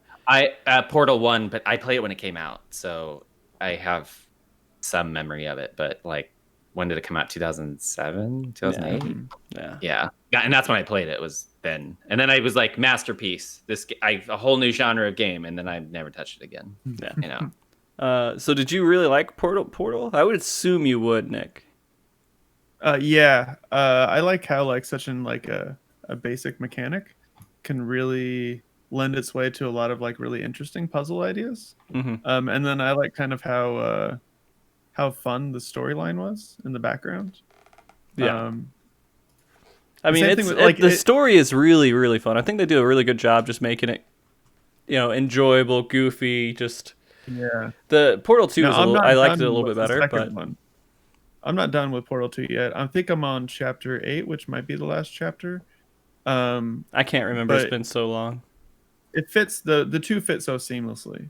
It's just there's right now, if you're gonna play it, I don't see any reason why not to play 1 and 2 just back to back. Yeah. There's They're and pretty I cheap think that too, I would they assume. what's that? They were pretty cheap, I'm assuming, as well when you bought them. Yeah, they were like $15 for both of them. Oh, they're usually like what, $5, I think, at most. That's what I Well, remember. But is that when you pay attention when it's doing Steam summer sale? I guess it might be during the sale. I don't know. I don't know. The first one, I think they changed the ending when the second one came out. So I read a little bit about it, and I forget what the ending was initially, but they ended up changing it so it fit more seamlessly with the second one. I don't think because at the end of the first one, there's a robot that brings her back in, and I don't think that happened initially, but it makes sense that it does. I 'cause that's remember where the second first one puts it. walking out into a field. Yeah, so that's not how it happens anymore. Okay. Yeah. I remember that pretty That's not vividly. what I You just walk out and it's just a big hay grass field, and you just walk out into the sun, and it's like you don't know what's going on. Oh no, this one you're on the surface and you just hear this robotic noise and then it picks you up and it just drags you, and then you go back down in and it shows a cake and then it puts out the candle, and that's it. I guess they did And change so, it. but that yeah, but it fits in because in the second one you start out in that the after Yeah, maybe they area didn't right really away. think about what a second one when they made the first one. They're just like, let's do I don't this think puzzle they game. did. Because I bought it in the orange box, which was just a pack of like I Yeah. think Half-Life and Portal and Team Fortress, and so it was. I think it was just an extra game. That's what it felt like Yeah, at first, well- but it was really just it stood out after I played it. But I think it was just made with the Half-Life engine, and it was Yeah. something that just worked really well. But I don't think they thought it had much potential. yeah, Or they're like, it's a good game. We don't know if it's gonna be a classic all time like super. Right. like what it turned into. Yeah, Yeah. Yeah, they thought it would just be a good game that they could put out there and sell. But I loved it, and I bought it. I remember buying it for Jeff and him having to download Steam for it, and I don't think he ever played it, and so I was kind of upset. But because I was like, what do you call it? I'm championing it. I'm like, this is the game. You should play it or whatever. I'm telling him it would be amazing if he played it, but he just never played it, and I was kind of sad. I was surprised how like none of the puzzles were challenging. They were all just kind of flowed Oh, a pretty little humble easily. bragging. Yeah, a here. little bit humble. I mean, I had a little Yeah. bit of issues with a couple of them, but I thought that they kind of just flowed for the most part. It was kind of just like an easy ride just to experience the different kinds of like puzzle techniques and the story at the same time. Like there's definitely been like I know Talos Principle, I got locked up on like 2 or 3 times where I just didn't know what to do. And The Witness, I would have days where I was just like, I have no idea how to do this. And I would just think about it. I think they definitely have evolved puzzle games, since Portal. I think Portal was meant to be like what you said, kind of flows really well, but be a little challenging sometimes, but never like way too challenging to where it's unfun. So I think Portal 2 is a little bit Or more not challenging. enjoyable. I think there's some puzzles in Portal 2 that require a little bit more thought. yeah, You're doing some clever like things that you wouldn't normally think of. But the game's really good about like introducing a mechanic and then giving you like levels of degree with that mechanic so you could build up your skill, which I like. yeah. Was the cake is a lie like one of the first internet memes out there that I can even? It's one of the first ones I could remember that like caught on like wildfire. It's one of the earliest ones, yeah, for sure. So it holds its place in history. Okay, all right, Mark, Brian. you What got about your this, backlog like, though? Hold on, we need to talk about Mark like Superman like kind of curl that he's got going on. I'm his trying to forehead. like not have I that love very it. happen. large No, it Superman looks curl. good. I'm trying to like keep Yeah. it back because it just eventually it just all falls down. But I don't know. Yeah. Well, mine's slowly doing the same thing. The Yeah. quarantine fall. I think I listed it. I played Ori in the Blind Forest finally. Mm. And you told us we have to play it. Yeah, it's yeah. Yeah. How long did it take? So I looked at it. It took me 9 hours. I think was my beat time, my complete time. Would you say it has a good story to it? The story is in that like fairy tale sense. It's real, like a a macro fairy tale. So that story is not as interesting in necessarily because it's like these like really high level concepts that kind of weave with everything. It's just everything else it does is absolutely incredible. It's the story. I don't know how to like. Well, I don't want to like ruin anything because it's just this. It's like a fairy tale. So the story elements are like the beats. The beats don't matter as much as like the feelings you get when you're moving through certain things that you do. Okay. But when you go back and see all the awards the game won for sound design and visual design, you're like, yep, I see that. Kind of like Journey at all, where it's just. Really I feel like we go back to Journey so much. Yeah. No. It's a Metroidvania platformer. I meant as far as like the visuals and the audio. No, it's just it's like actually I would compare it closer to the visuals to Braid in terms of how the background feels like a living painting in a lot of respects. And the music, I was going to write my review on that, but it's a game that always feels like you're going forward, even when you're technically going back. Even when you go backwards, you always feel like your momentum's always going forward, which is really hard. Like, I love Metroidvanias, but sometimes you're like, there's a little too much backtracking here. We get a little too lost here. And I never felt that on this one. And I'm not like humble bragging, like, not to humble brag. And, I thought, piece of cake. But and there's levels that there was a level that I beat that's sort of like a race level that kind of forces it. And I didn't want it to end. Like, I lost at the end a couple times on purpose because I'm like, because I'm not going to be able to go back and do this because you can tell it's going to finish it and push the game forward. And I was like, this is so good. Like, it's so satisfying. And the platforming in the first quarter of the game is very, very, it's very fluid and very simple, like Meat Boy. And when you die, you die, you're reset. So you never lose momentum. You always kind of keep going forward. But when you feel like, oh, maybe the platforming's too easy, but the ramp gets like scales up. So by the end, you're going to do some complicated like precision platforming, which will make you feel like you'll feel technically good about what you're doing because you've gotten good. But other than that, I was sad when it was done. I was like, holy shit, this is a Pantheon like platformer game. Now I'm like, all right, all you Ori fans, I get it because I'm now a convert like instantly. But unfortunately, the sequel, it's on PC, and I don't typically play a lot of platformers on my PC. But it's mostly Xbox. I think the sequel Will-O-Wisp is Xbox. Xbox.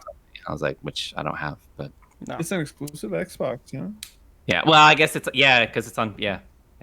I think they did that. They must have signed a contract for the sequel on it, but I don't know. Yeah. But it's that is when must you play. Want to play. It's an absolute must play. But feel like when you're ready for a game that, you're just kind of ready for a lot of those feelings, and you're like, I want to play a platformer. I want to play a good platformer. Go pick that one up. But in my 9 hours, if you were to really push it, you could probably on your first try do 7.5. Because there was a middle section. I just went back to. The game will kind of pop up and tell you where, like, certain I'll call them power-ups, but there's power-ups on the map. And I just went to get them or see if I could get them because I just liked moving through the world. I just loved every second I was in that game. I'm kind of getting in the mood for horror stuff again, to be honest. So same here. I was just getting ready to pick up Resident Evil 2. I was like, because it's the one, I'm like, all right, I'm ready. Because I was looking at my list and I was like, I enjoyed it, but hearing the things that you complained about with the first one, it kind of makes me think that maybe you want to enjoy it because I don't want to be like excited that you're going to play it because I don't want to say, oh, you should play this, it's going to be good, and then you're like, because I don't want that feeling of disappointment from you afterwards after I recommend something. Well, it's a remake. Yeah. And I've already beaten it before. I mean, Resident Evil 2 I played when it came out. This remake, when you play it, it doesn't feel like you're playing Resident Evil 2, the old one. It doesn't. I mean, the world is the same and everything else, but it's a different game. It feels really good. I thought it did at least. Well, no, and I've liked Resident Evils. I just think, and I actually went back and looked that up. So I went back. It's one of those things I wish I should probably go write an article about it, the history of horror games, because we had that debate. Like, it sure as fuck isn't the first horror game. But it's the first one that was actually scary. It's the first real, because there's like horror games they were making, like we were talking about some of the Nintendo games that are horror games, and you're like, oh, come on, please. This is, I mean, this ain't gonna scare anyone. Right. And we were little kids when I was scared by a lot of movies, and you're like, this isn't scary. And there was another one. They're like, well, this horror game for the 3DO. And you're like, name one human on Earth who had a 3DO. Like, they don't exist. Like, you can technically find them on eBay now. But I think it was a Phantasmagoria. Because then part of me's like, maybe I should go write a thing on the history, like the early. I mean, we horror can genre. make a website where you just write your blog and your opinions on the website. Video game. Yeah, right. opinions. Yeah. I mean, Okay. we could.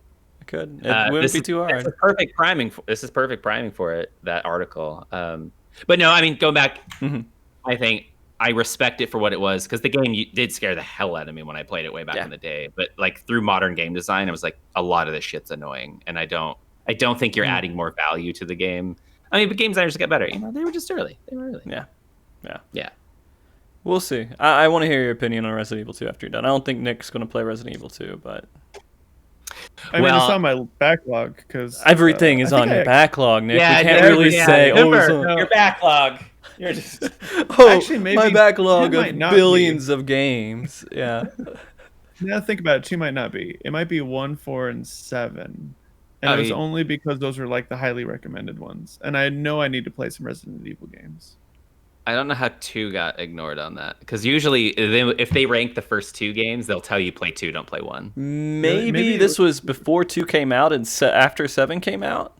Yeah, but I mean even like the old ones, because they would tell you. That's true. Like, do you remember Resident Evil 1? 1, The aiming system for 1, it was a nightmare. It was so frustrating. And when 2 came out, you had just the auto aiming, which was still ghetto as all out. Yeah. But you felt like, okay, this is tolerable. Because the other one, you're just like, oh god, can't aim anything. It's like, I don't know. I was looking on a bunch of lists of like top games, and 2 wasn't on it. It was 1 because I think it was the first one. 4 was usually on there, and so was 7. And I don't know why. 4 is a popular one. I never played 4, but a lot of people love 4, and they talk about how wonderful it is and everything else.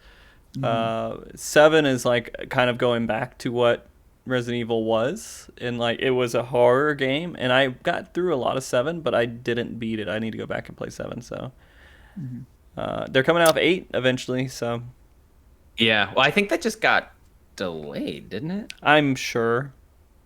As everything's getting delayed. Yeah, I'm surprised when something comes out. Did you play 7 on VR or no? normal? I did not. I kind of want to play it on VR, but at the same time, fuck you too, then, man. I don't understand it. I don't know what's going on with my OS. It just kills it. It's like 40 minutes just. But no, I did not play in VR. I heard it was fantastic in VR, especially PlayStation VR, though. Yep. I only played it for an hour and a half in VR. I remember I had just moved into this house, so I was like, there was nothing in my house, nothing in my living room except like my TV and the VR, and I was like, nope, can't do it. I'm actually scared. Like, I've play a lot of stuff, in horror movies and watch them, and this I couldn't do. VR horror is still a little hard to get into. It's well, I mean, if you want to get scared, you're like, yeah. I'm like, you know what? This is too much 2020. Yeah. Yeah. The other horror game I need to go back and play is Alien Isolation. Never really made it through that, but I just had a hard time. I don't like the horror games where you're just hiding from stuff the entire time as much. I will say, that's why I liked Amnesia so much when it came out, because I found it was such an interesting mechanic, because some of the games, like right when you play Bioshocks, like there's a way that I can control the horror if I can do something about it. I remember you and I played a horror game, and I got in the room and I just ran in there, and you were like, "What are you doing?" Like it was freaking you out that I was like, "Well, I'm afraid, but if I just run into the room, I can deal with it." But the way you do like the slow plotting stuff, and you were like, "What are you doing?" Like, it's how I deal with it. I can just run in and be crazy. But the slow plot, I'm like, yeah. But with those games, you can't do that. So I'm like I remember playing Amnesia with my headset, and I just like had to take it off. I'm like, the sound design's killing me. Like, oh my god, I'm starting to get legitimately scared. But I like that because it's an extra layer of powerlessness, which is, I mean, that's why I liked Outlast, because Outlast I think did that pretty well. But for some reason, Alien Isolation, it was just too much of hiding. Like, I felt like I always had to hide. Like, I never really felt like I could move forward. How far did you get? I can't remember. It's been so long. I think I got past killing a room of people. Because there's about 75% of the way through the game, it gets annoying. You're like, they're just everywhere. Can we just like slow this down a little bit? Like, yeah. That's a game I wish they made a sequel. I think Alien Isolation was the first PlayStation game I played when I got it. Yeah, and well, I don't know. I guess I'm more of a Dead Space 2 kind of horror game than I am a Alien Isolation kind of horror game. So, can we have both? We can. I love them both. But it's like, yeah. I'm sorry, Nick. We're going on our own little tangent here.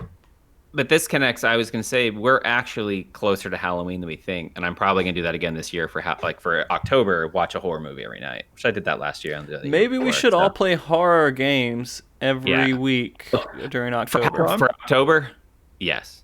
I'm pretty tapped into like the horror movie. Yeah, Nick, I don't think you hardly have ever played horror games. I really don't play horror games for some reason, but I've seen a tremendous amount of horror movies. But just, not games. Well, like, Amnesia's on my backlog. And I never played through Amnesia all the way either. I played through it a little bit, but my game kept crashing, so I had to stop playing it. But, oh, no. Yeah. Oh, I just saw someone ask, like, was it Traylon? Are you not into horror genre, period? Like, games or movies? Yeah, I love horror genre. I don't know why. Just nope. Yeah, well, I know a lot of people like my wife and and I get it. Yeah, Sabrina, they hate it. They just can't do it. Yeah. Oh, and I totally understand that. That makes a lot of sense. Yeah, Cheryl, she kind of likes it, but kind of doesn't. It affects her a lot more than it affects me, I guess, and so she doesn't like the jump scares and all that stuff. It's a little bit bothering. It bothers her a little bit, but I don't know. I feel like it's just a nice little dark thing to get into every once in a while. Like, to be honest with you, during Dead Space 2, when they start having the baby section, like, I couldn't stop laughing during the whole thing because it was just so ridiculous. But I don't know. Nick, there's a part, I'm going to tell you just because I don't think that you care. I'll tell you a part about the game. Because I don't expect you to ever play it. All right. You will. But there's a part where you go and there's exploding babies are the enemy. They come at you crawling and they explode on you.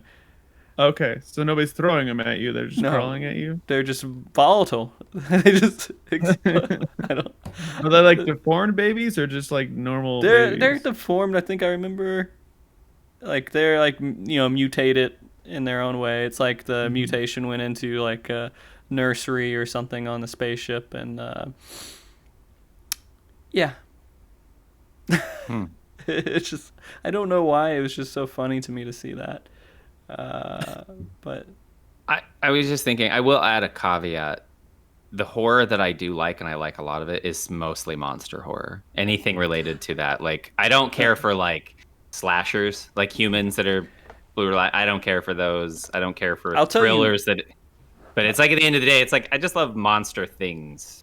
I'll tell you something that I think I agree with you because those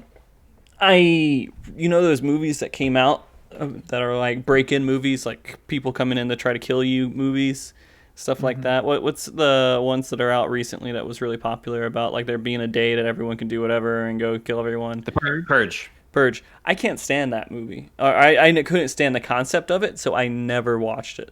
And it just people kept watching and everything else, but I don't know. I couldn't ever think that I would enjoy watching something like that, which is strange because it is horror. It's just I don't know. Not enjoyable horror to me. It's like shock jump scare horror with like a twist like normal society. Yeah. Like nothing really.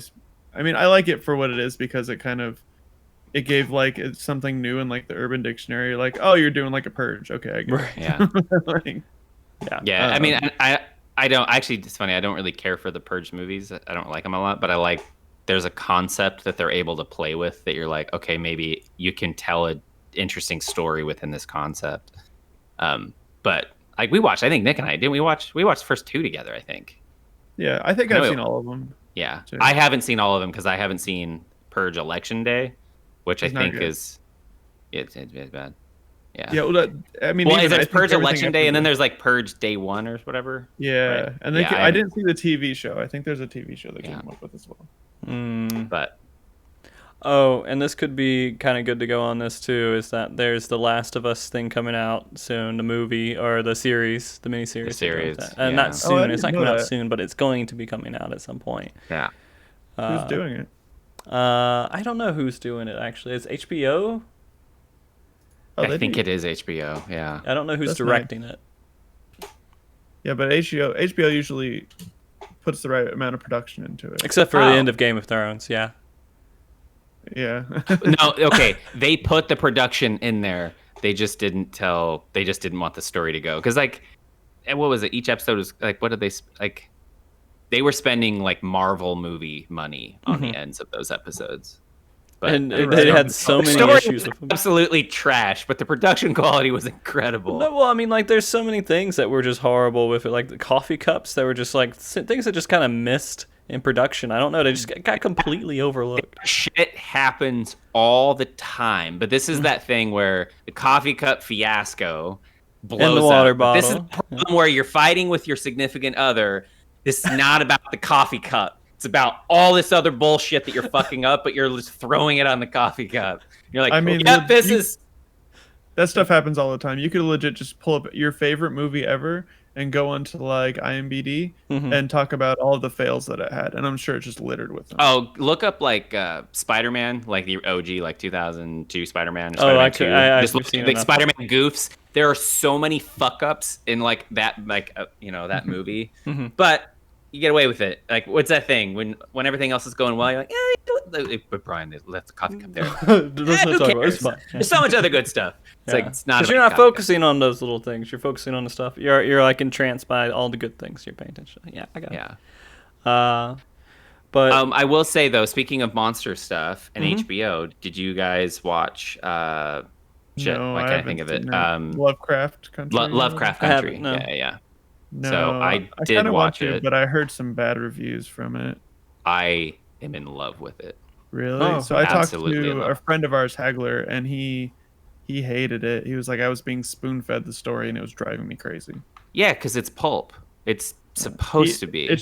So he just hated that idea. He doesn't want to be fed. So I didn't mind that because I knew what it was doing. It actually self-referentially comments on the pulp and how the silliness of it is. The production's really, really high, but there's two elements that it really pulls off. Is speaking of, especially dealing with racism, you're dealing with an era with 1954. So there's not only a racism that's still so elevated and high, right? Even though it's quote post-war or whatever. And then you have the monster element, but it actually couples the way that you have people who lived in our country that, what's the fear of a monster? It's always around the corner and coming to get you, and you're constantly afraid of it. But someone like us, I've never had to deal with that kind of racism ever in my life. But if you do, you think of the world like that. It feels like a monster because you don't know where it's going to come from. You have to navigate it. So it puts in that position. You're like I feel like you got a deeper perspective in a way that was really visceral. I'm like, oh my God, like I really felt it, and then coupling it with the monsters, you're just like, oh, this works really well to illuminate a lot of just our fucked up past, and then how other people really experience that kind of fear. Because that's which we all know. I mean, there's a kind of fear you have when you just go survive. What was it? I think Flannery O'Connor said, I just don't have anything to write about. And he goes, you survived middle school, right?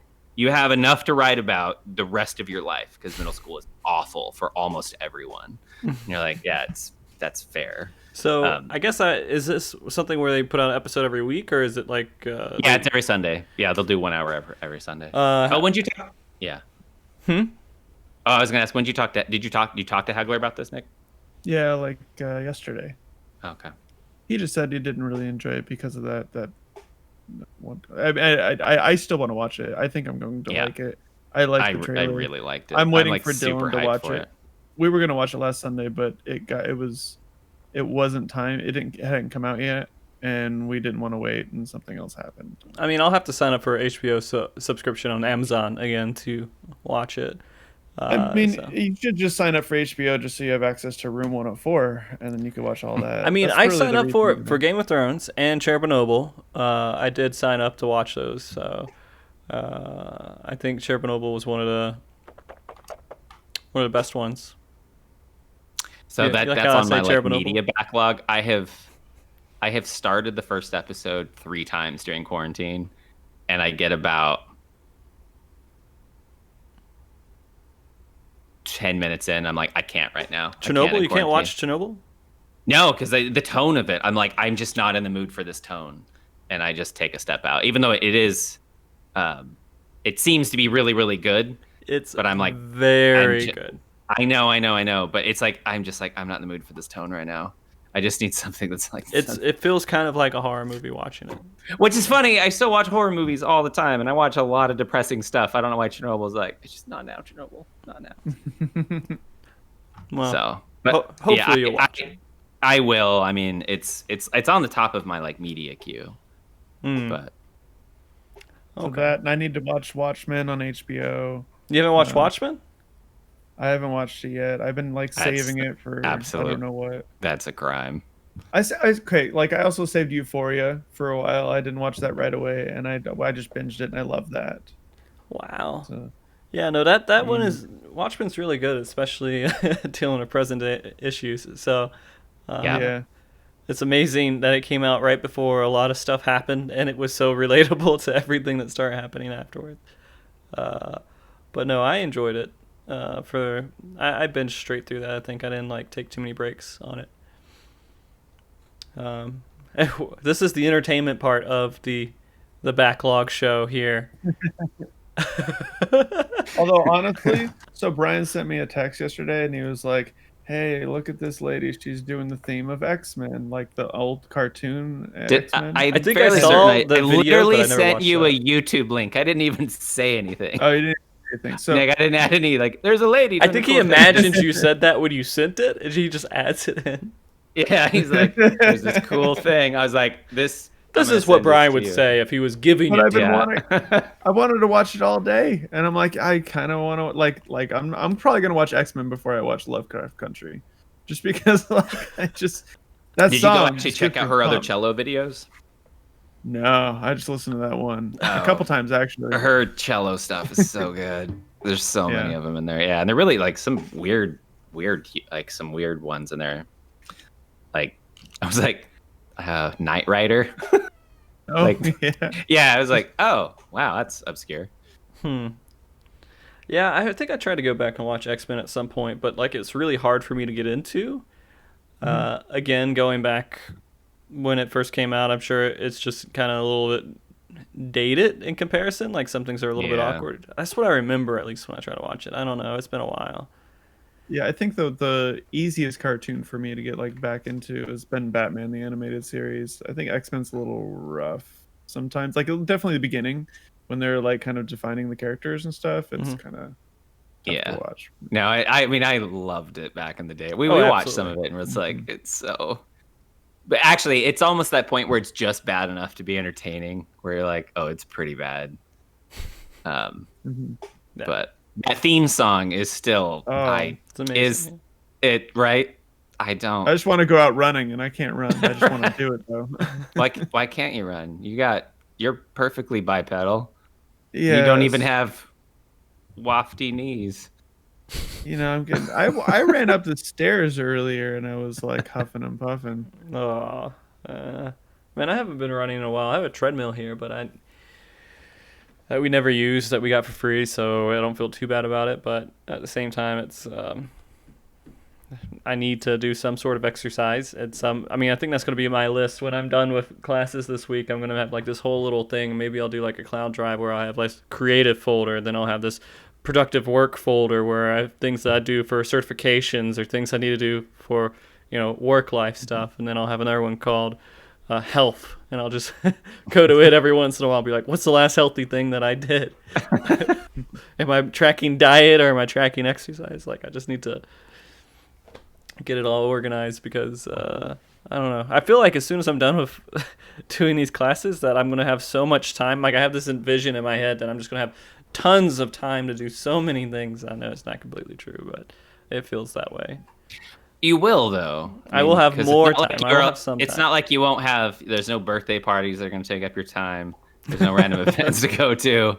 It's like can't go anywhere. Yeah. I mean, I imagine Cheryl's taking up a bit of slack just for you, anyways, because you've been working so hard with school and work and everything like that. Yeah, so, Cheryl's helped out a good bit, so it's made it. So I'm sure I'll have to pick Yeah. up some more stuff.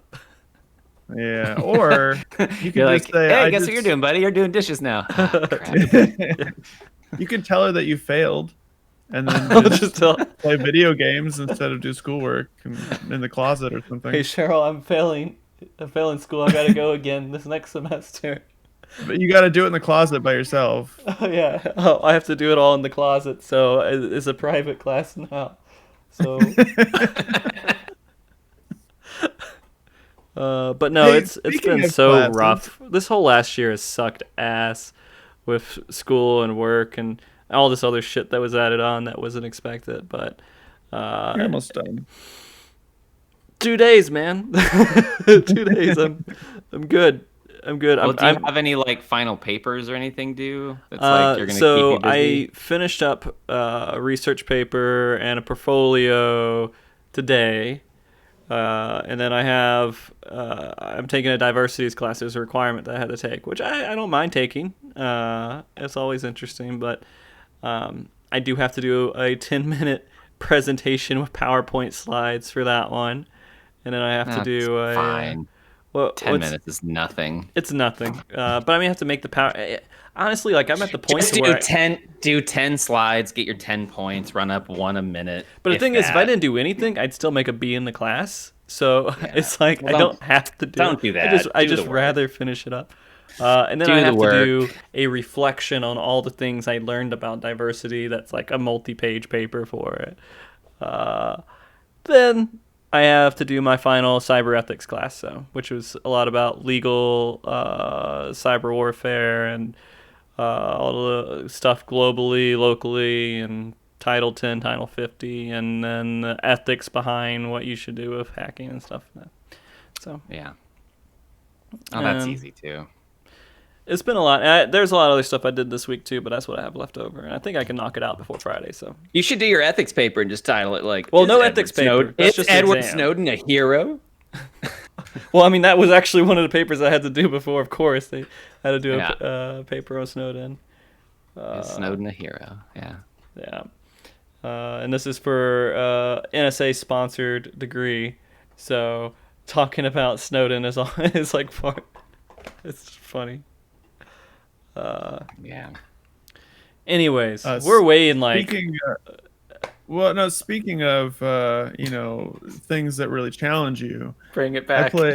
I played Superliminal, and that game messes with your perception quite a bit, and it's a little bit challenging because like a puzzler. So yeah, just bringing it right back. Yeah. Good job. Let's talk about your okay, Scrooge yeah. McDuck backlog, and if you've sorted it down to something that is more sizable that you can say, I'm probably going to play these in the next month. Do you have Yeah, games I like don't know that? what Do you I'm have gonna play games that you're next. like, I am going to play these soon? No, I'm gonna have to go do it because I don't. After I finish Portal 2, I don't know what I'm gonna play. Okay. I mean, I'm But kind I'm of like kinda that still with feeling- Tsushima right now, so. Yeah, I'm still feeling jazzed with what I want to do is I just want to play another game like The Witness is what I want to do, but that's not gonna happen. Doesn't that suck when you play a game and you're like, this is really good. Let me find other games like that, and you just can't find them, or there are disappointments when you do play them? Well, right. That's how I felt about Last of Us. Yeah. Like, Okay. I was I our always have to bring weekly it up every time. Mention of Last of Us here. Yeah. Did you watch the speed run? They did it today. That is it. It was like 3 hours. I watched a little bit of it here and there. Was it 2 or 1? 1. Hmm. Yeah, I'm kind of surprised they didn't do 2. Just the same reason I was surprised they didn't do Ghosts of Tsushima. Maybe they're just Well, too new.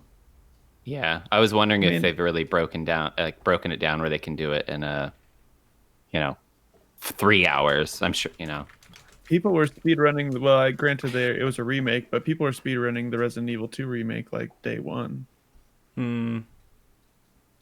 I mean, I think Resident Evil 2, you could create a route without bugs and glitches and do it pretty quickly.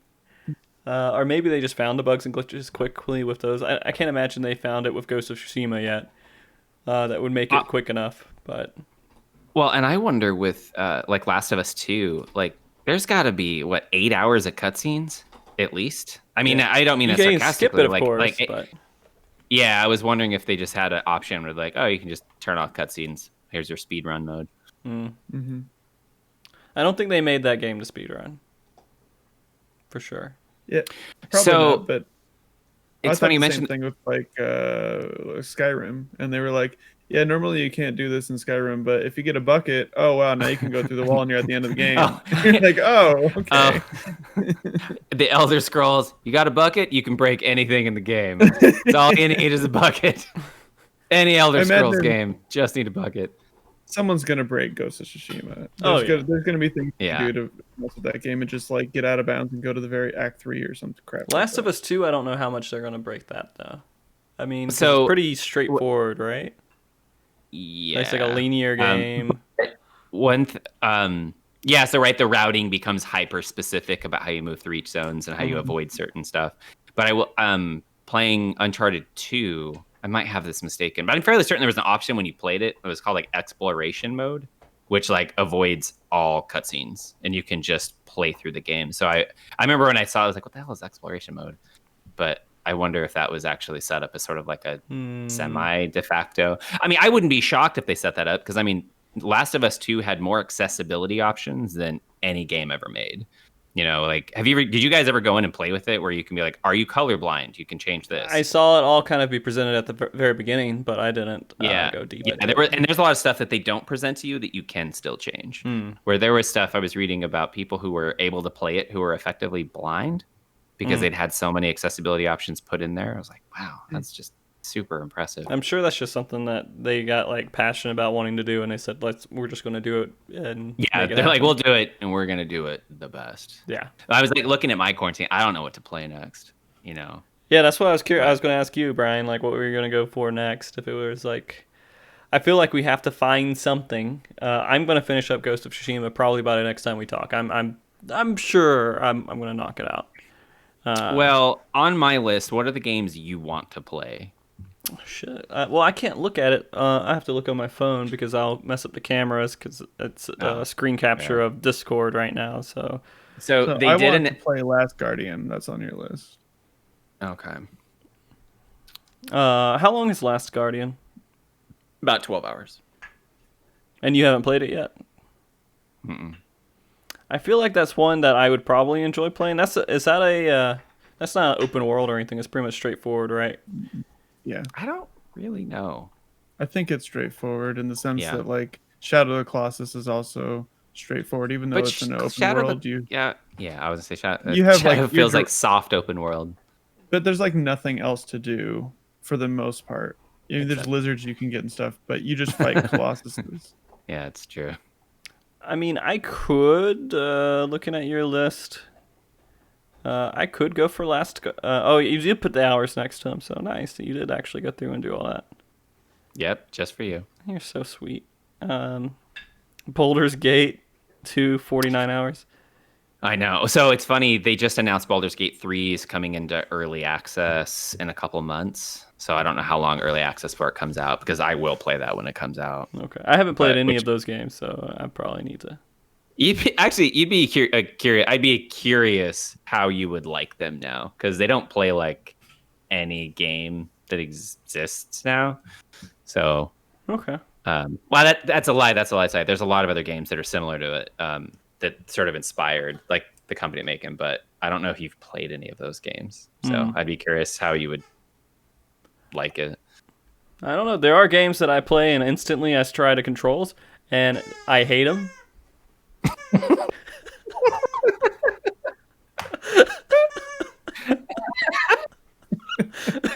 Oh man, that's so good. She's walking behind the chair, just honking her. It's hot. Now she's playing. And you don't like honks. Oh, all the animals are here. That's why it's so hot. Oh my god. But no, there are some games that I pick up, like Witcher 1. I played it, and the controls were so horrible. I was like, I don't care how much I want to play through this anymore. I'm just not going to play it. And I think there was Dragon Age. I didn't like the controls for that, too. I think I really disliked them. I don't know why, but I just didn't enjoy it, and I was like, I'm just going to stop. So there are some games that I can pick and play, and it doesn't feel good. I probably won't continue with it. So I played Baldur's Gate 1 and 2 when they came out. They were one of my pantheon games when they came out. So I hadn't played them again until 5 years ago. And honestly, it was rough. Like the first hour, I was like, I just can't play this. And so when I replayed it about a year ago, I went through that same process. That first hour was pretty hard just because the way that the pacing is slow and the transition, I just didn't care for it. But I forced myself to sit into it for about 2 to 3 hours. And then at some point, like all of that, I don't know, whatever baggage I was bringing to the table just sort of allowed me to appreciate the game for what it was. And then I was like 100% in. And we were like, oh, I remember 2 hours ago when I didn't like this, I was a fool. And I got back into it. And then I really enjoyed it. Okay. Well, we'll see. We'll see. Yeah. Maybe I'll play Bioshock through Baldur's Gate and I'll try it out, and maybe it won't be so horrible. Yeah. I have to play 2 hours, And I right? also 2 read, hours. like And then I'll enjoy 50 it. books that dealt with the Baldur's Gate area. So that also, being an incredibly super big D&D nerd, it was kind of everything. So, Yeah. All right. I guess if we were going to talk about it with my games, I have no clue what I'm doing after Ghost is done. But I have a lot of good games that I can play. I mean, that's the thing. Like, I have this whole buffet in front of me, and I just have to figure out which delicious item I want to take next. Yeah. So, the only one I know I don't want to play right now is Death Stranding. I'm still gonna keep. I feel like I kind of want to play it. I'm gonna keep pushing that one.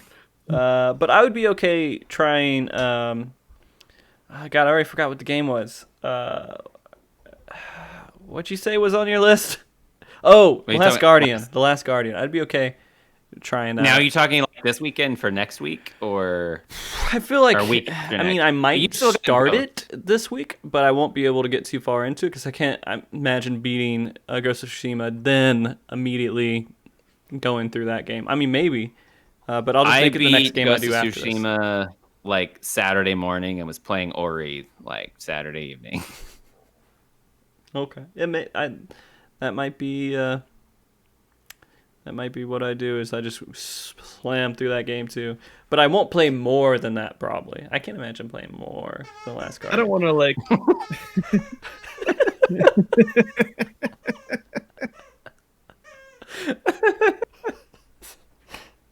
She's just stomping around behind me, honking her toy. And now Mark, she's- if you're having a good time just like chilling and playing Ghost of Tsushima, I don't want to take that away from you. yeah, and you won't.